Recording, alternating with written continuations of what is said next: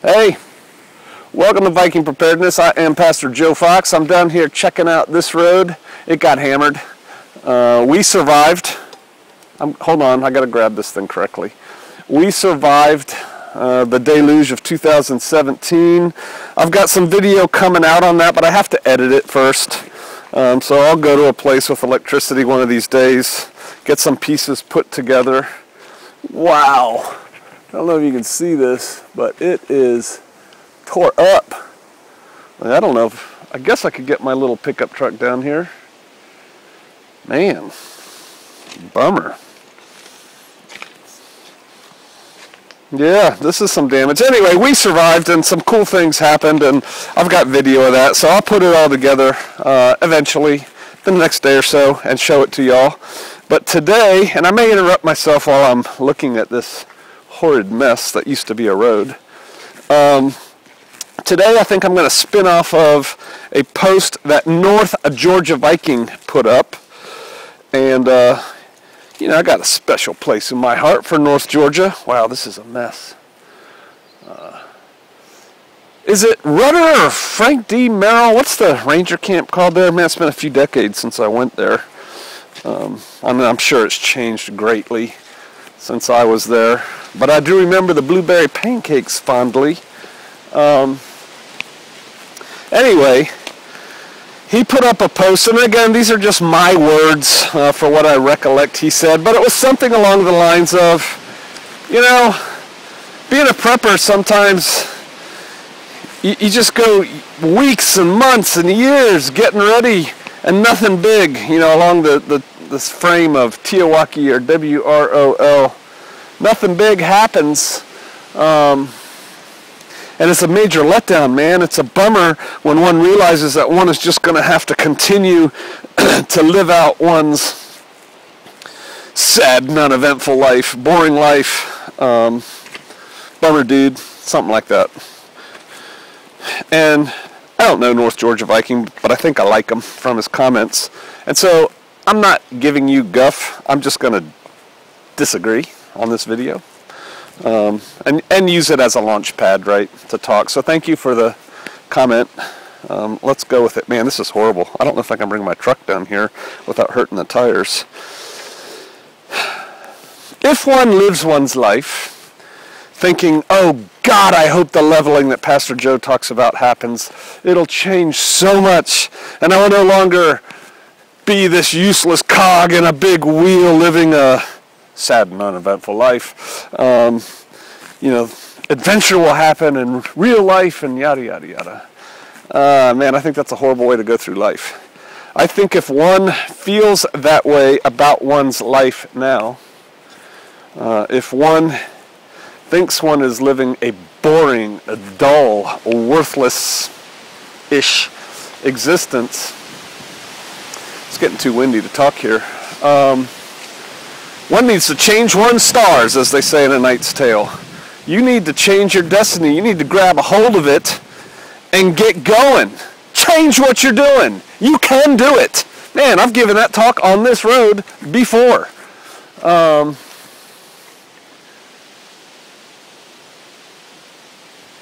I don't get disappointed when stuff doesn't happen. I get happy. Because what I want to do, one of my big goals on my bucket list is to bounce my great-grandchildren on my knee. I think that'll be cool. That's what I want to do, and so I don't want this whole thing to come apart. Now, I'm a huge prepper, right? Survivalist, whatever you want to call it. And for me, it's a lifestyle, right? And so I just constantly improve, constantly do this, learn new things. It is also a hobby in that, you know, I think it's kind of fun. And so I read lots of things y'all do, or other videos or books and things like that. And I continually get new ideas to things, how to do new things or do what I'm doing better. And so I'm into it. And my life kind of centers around it. But my life centers around prepping to a degree of prepping and just feeling confident that I'm ready to handle anything that may come, but not hoping for that thing to come, if that sounds weird. I got a bad comment from somebody on YouTube who made some comment about that. Oh, yeah, it was all bitter. It's full of vitriol. And it's like, oh, look at you preparing for the end that never comes. It must be sad to live such a fearful existence. No, dude, I didn't answer him. I just banned him. The band hammer. No. I love this life I live. I like walking through my woods. I like the fact that I'm going to go down here and check on these goats that a friend gave me. I like the fact that my water is clean and unfluoridated, and that the other day in the towns around here, evidently the power went off. And it didn't affect me at all. I didn't have a clue. Didn't interrupt my life. I like the way I live. And so I'm going to continue to live the way I live. And yeah, hope that nothing horrible happens. But as you've heard me say before, hope is not an option. Hope is not a method, excuse me. It looks like the goats are out. Well, isn't that interesting?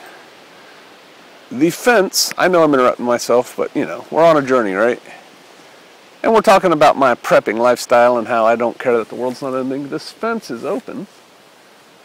The gate is open.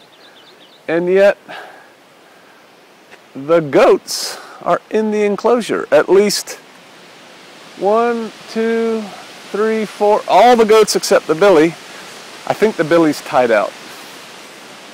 The billy is tied out. I see the billy.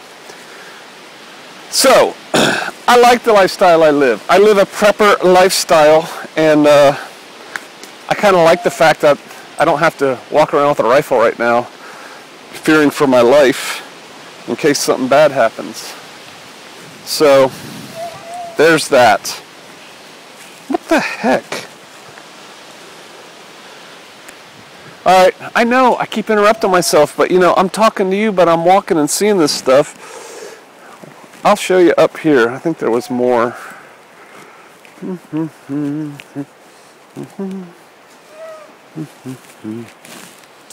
I saw these little droppings and I'm like, oh, here they are. Can you see those little droppings? Can you see those? Right there? I don't think my smallest goat, I don't think my smallest goat has droppings that small. I don't know. Whoa, whoa, earthquake in the Ozarks. Sorry guys. There's my billy goat. So yeah, no, I don't get disappointed. Back on, geez, it's hard to maneuver this thing and drink coffee at the same time. I apologize. It's like, geez, Pastor Joe, better get with it, buddy. You better hire that film crew to follow you around. And hey, where's your script, man? You keep going off script. I don't have a script. I don't get disappointed when the world doesn't end. I've made it my lifestyle. Now, it's easy for you to say, Pastor Joe, you're retired military, blah, blah, blah. You can do this. I'm not walking in there because I don't have bug spray on. Come on, dogs.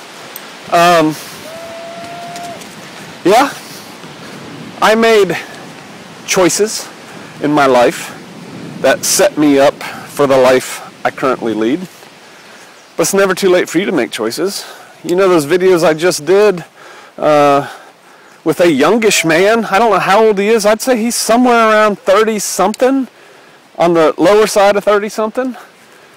4 kids, no money to speak of.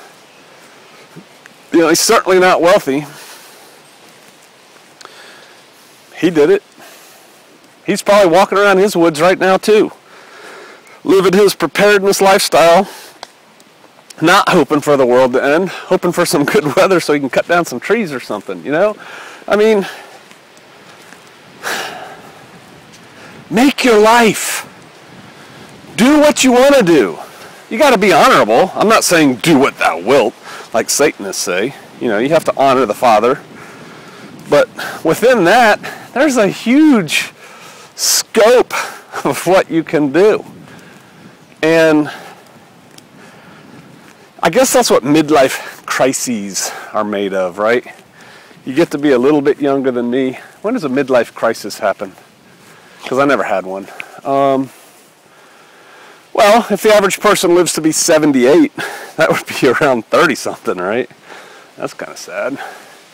I think, though, in America, they say midlife crisis, what is that, 40 to 50, somewhere in there.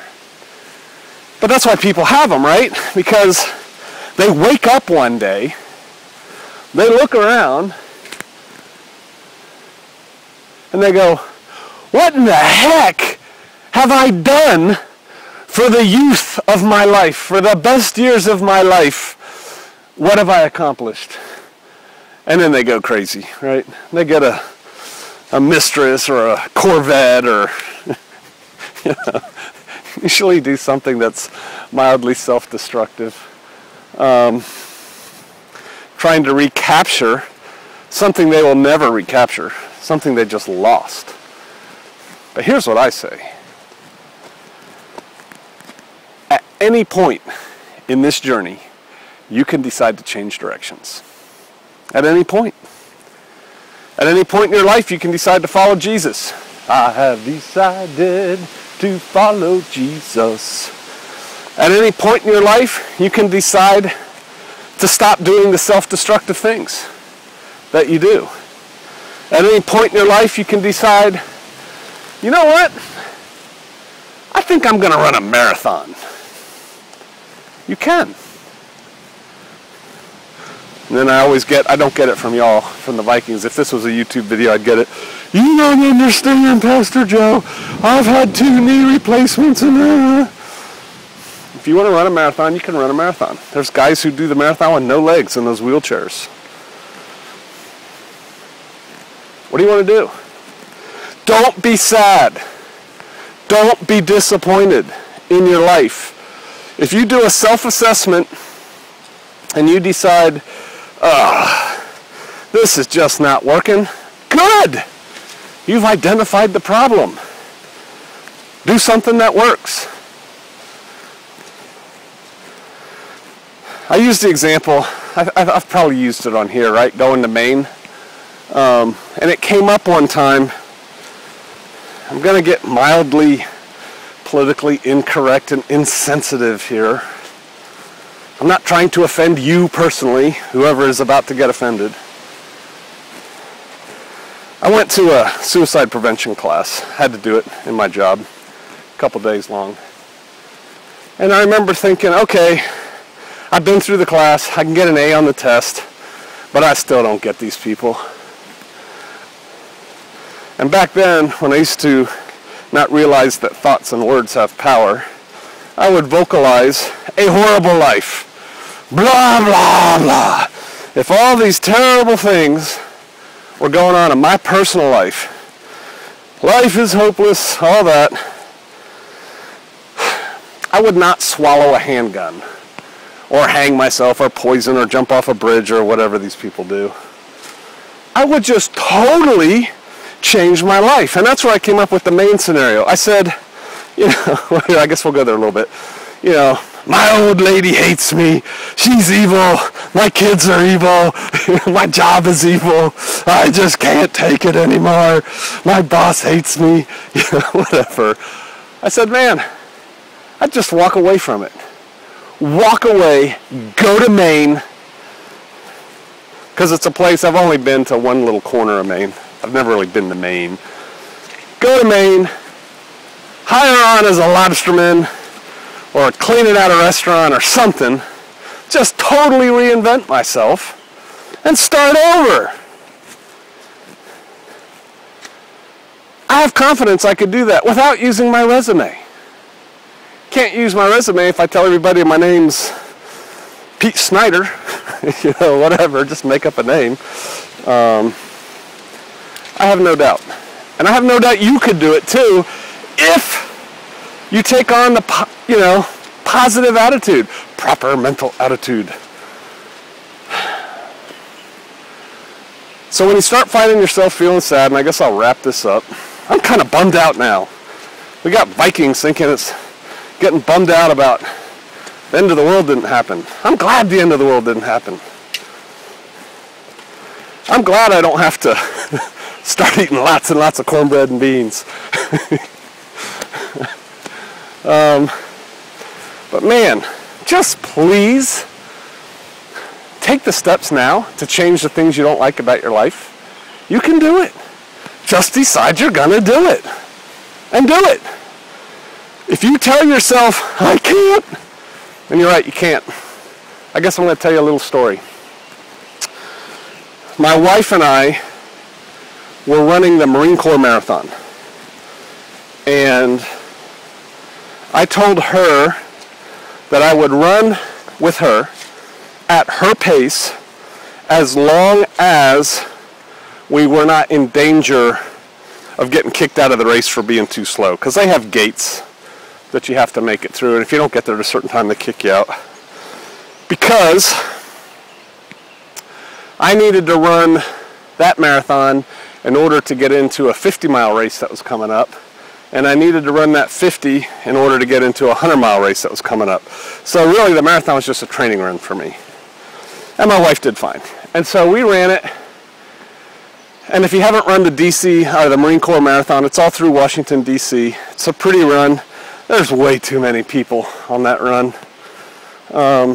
You know, good luck getting in a porta potty. It's kind of gross. But anyway, we're running the run, 26.2 miles. And we get to the part where basically we're crossing this bridge. And then we only have like a mile and a half, something like that, to go. Because you cross this bridge, and then you wind around the Iwo Jima Memorial, Semper Fi, and kind of finish. And so we're going across this bridge, and again, we're running slow, right? We're like, do-do-do-do-do-do. And there's this woman, a runner, sitting on the sidewalk of the bridge,